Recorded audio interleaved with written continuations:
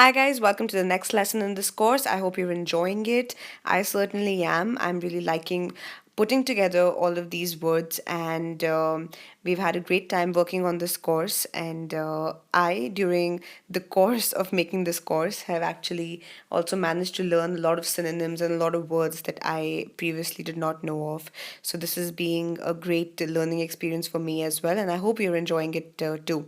Now, there are a lot of words that start with the alphabet E, which is what we are essentially focusing on in this lesson. We've shortlisted a couple of words, 10 of them to be precise for this lesson. And these are words that I hope are I can explain easily to you, and that eventually would remain ingrained in your memory, so that in future if you have any question where you're asked to tick the correct synonym for any one of these words, then they should probably stay in your memory and you can attempt them successfully. Let's start with the first one without wasting any further time. This is edify. Edify, as the picture here suggests, probably this person is looking for enlightenment at this bulb. But yeah, it means to enlighten. But to be more specific, this is to instruct or benefit, especially morally or spiritually. That is to uplift or, in simple terms, educate somebody. So educate also becomes edify. But let's say you want to be a musician when you grow up. So those musical notes that you study, or those music lessons that you take, they are the ones, they that edify you as a budding musician. So that is how we use edify. A similar sounding word to edify is edifice, edifice. So edifice is a building. It's like a synonym for the building. So you can call a building an edifice of a certain place. So to remember edify, you can say that the building blocks of something, let's say certain specific, like these lessons, English lessons, they are the ones that are, they let's say serve to edify you as a successful student for certain exams in future. This is how we use edify in a specific manner when you educate somebody. Next, oh my god, this picture is just making it all so clear. Egalitarian. Egalitarian simply means unbiased, or something that's rooted in equality, impartial. A concept that believes in social and economic equality of all people, irrespective of their gender, class, caste, anything. To be egalitarian means equality. Okay, so simple terms, that egalitarian is equality of all the people, and egalitarian society, it gives everyone equal rights. Next is eidetic. Now, eidetic, as you can see the picture over here, this person is looking at a photograph. So, in simple terms, we can say an eidetic memory, or a person who has an eidetic memory is a person who has a photographic memory. So, eidetic means constituting visual imagery or vividly experienced and readily reproducible with great accuracy and great detail. A recollection is eidetic. So, if we have to use it in a sentence, then probably we can say that research shows that people with eidetic memories are more likely to be nervous or stressed compared to others. So, somebody, who can really, like, a vivid recollection. So we can say Sherlock Holmes has an eidetic memory, that sort of a thing. Next is elusive. Elusive, as you can see, this person is running away from something. So elusive does not mean running away, but you can say elusive is difficult to catch, or difficult or hard to pin down. Elusive does not necessarily mean deceitful. And again, I repeat myself, synonyms are not an exact meaning of the word. They may be close to the meaning of the word. So for example, you can say that things that are tough to understand or describe, for example, the concept of love or beauty, they are also elusive. So let's say if you have an idea, if you suddenly got an idea about something while listening to this lecture, and you suddenly, if you don't note it down, and later when you try to remember, you realize that you've forgotten it and you can't remember. So we can say that that idea was elusive, it slipped away.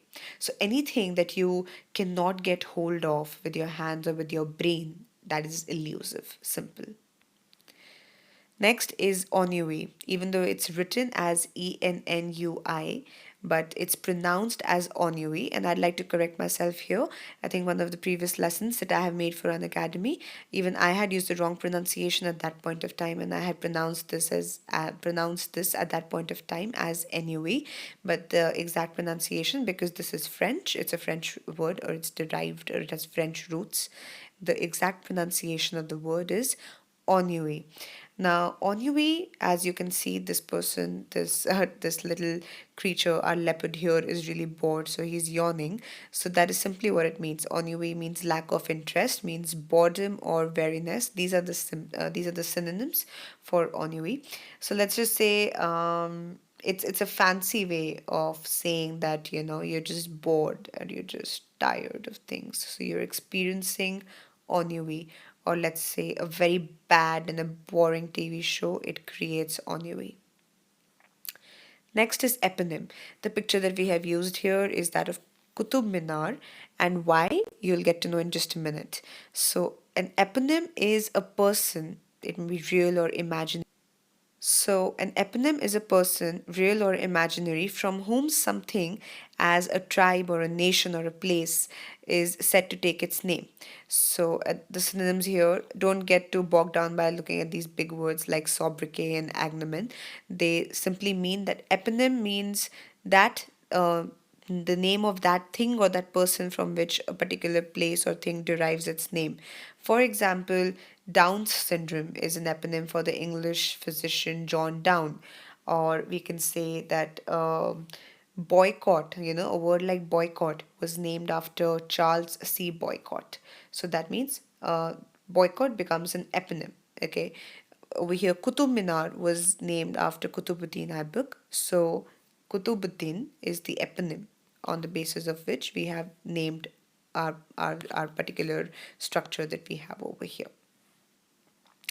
Next is emulate. Emulate means to mimic or not necessarily rivalize. Emulate means to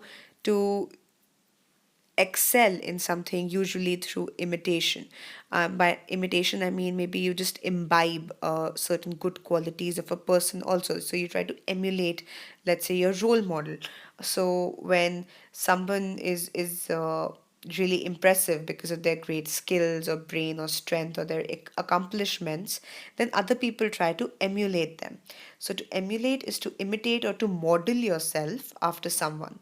And people, then we say that they emulate their role models, that is, people who they want to be like. Next is enormity. Now, enormity, you might just think means enormous or very big, but actually, this is a word that is used in a negative sense, and in fact, its meaning is extremely evil. So, atrociousness or monstrousness are the synonyms that we have described here.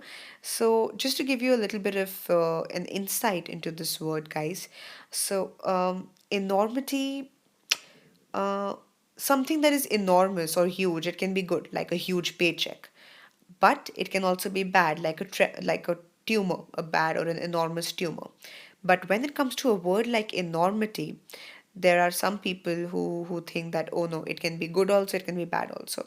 So enormity originally meant a crime. So people think that it should only be used to describe wickedness or lack of morals. But there is a certain section of people who also think that because it is similar to enormous, so it can be used to apply, it can be used for things that are not negative also. But for our understanding, let's stick to the negative connotation of the word enormity. Next, evanescent. So, evanescent is something that is really short lived or momentary. It's a fleeting, vanishing thing that's happening only for a very brief moment, like a beautiful sunset or a beautiful dream right before your alarm clock goes off. All these things, they can be described as evanescent or something that is very temporary. The last word that we have is eviscerate. And as you can see, this picture here describes something that is removed, like to okay, eviscerate is not a pretty word really. To eviscerate means to remove the insides or the entrails of a creature. So on Discovery Channel, you can probably watch a vulture eviscerate, a dead animal, that sort of a thing. So the words become that become its synonyms are disembowel and devitalize. Now, eviscerate also, it can be used when you deprive something of its most important quality, or you take away, let's say, a disco ball from a party.